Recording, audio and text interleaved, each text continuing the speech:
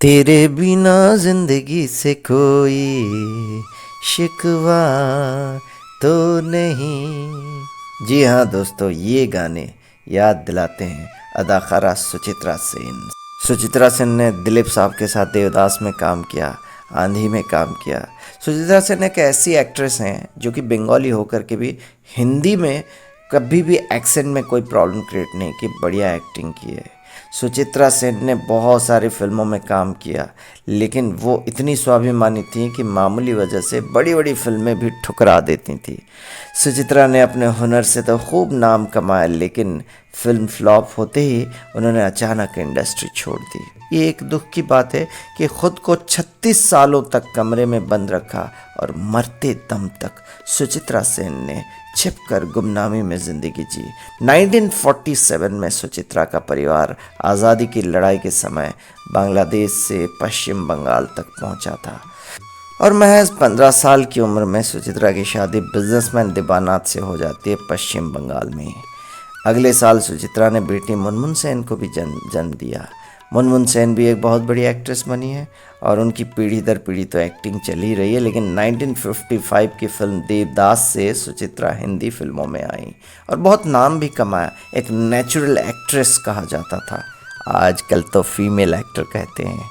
70 के दशक में जहां हर एक्ट्रेस राज कपूर के साथ काम करना चाहती थी, उस समय सुचित्रा ने इनकी फिल्म ठुकरा दी। लगातार हिट फिल्में देते हुए सुचित्रा कामयाबी और शोहरत का तुल्क उठा रही थी, और लेकिन इसका असर उनकी शादीशुदा ज़िंदगी पर पड़ने लगा। अनबन बढ़ी तो पति दीबानाथ उन्हें छोड़कर अमेरिका चले गए और साल 1970 में दीबानाथ, जो उनके पतिदेव हैं, उनका निधन हो गया। सुचित्रा ने फिल्मों में काम करना जारी रखा, लेकिन जैसे ही 1978 में आई फिल्म प्रोनय पाश फ्लॉप हो जाती है, तो वो अचानक फिल्में छोड़कर गुमनामी में रहने लगी। सुचित्रा एक छोटे से कमरे में अपने आप को बंद कर दिया और वहाँ रहने लगी। उनका परिवार भी उनसे नहीं मिल सकता था, क्योंकि मेंटालिटी ऐसी डेवलप हो गई थी।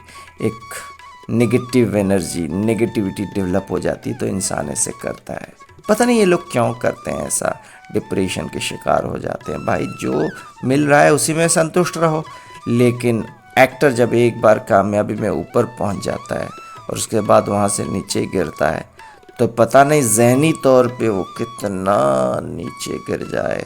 सुचित्रा के साथ भी कुछ ऐसे ही हुआ। सुचित्रा सेन ने आध्यात्म की राह पकड़ ली थी। स्पिरिचुअलिटी में जाने की कोशिश करता है बंदा या बंदी।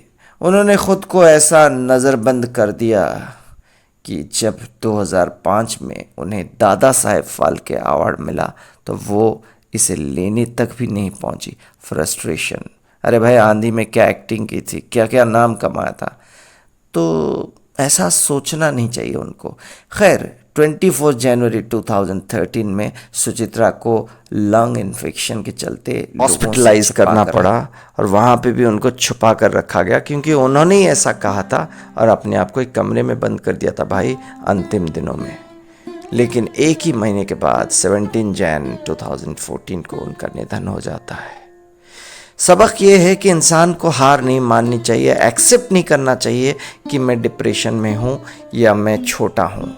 जो भी सक्सेस ऊपर वाला देता है उसी में संतुष्ट रहना चाहिए। और जब आप सेल्फ कंटेंट हो जाते हो तो जनाब बड़ी खुशहाली आ जाती है ज़िंदगी में, ज़िंदगी मज़ेदार हो जाती है।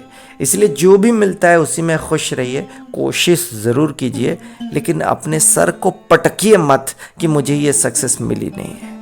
और जनाब, जो भी सक्सेस मिलती है ना, ये ऊपर वाले की नेमत है, ऊपर वाले का प्रसाद है, ईश्वर का आशीर्वाद है। जब इंसान को ये समझ में आ जाता है कि सब कुछ ईश्वर का दिया हुआ है, उसी के हाथ में सब कुछ है, मेरे हाथ में तो कर्म मात्र है, मेहनत मात्र है, तो देखो ज़िंदगी मज़ेदार उसके लिए हो जाती है। और वो फिर कभी ये सुसाइडल मोड में नहीं जाता है, ये ज़बरदस्ती अपने आप को बीमारी की तरफ धकेल नहीं देता है, उसका जीवन स्वस्थ हो जाता है।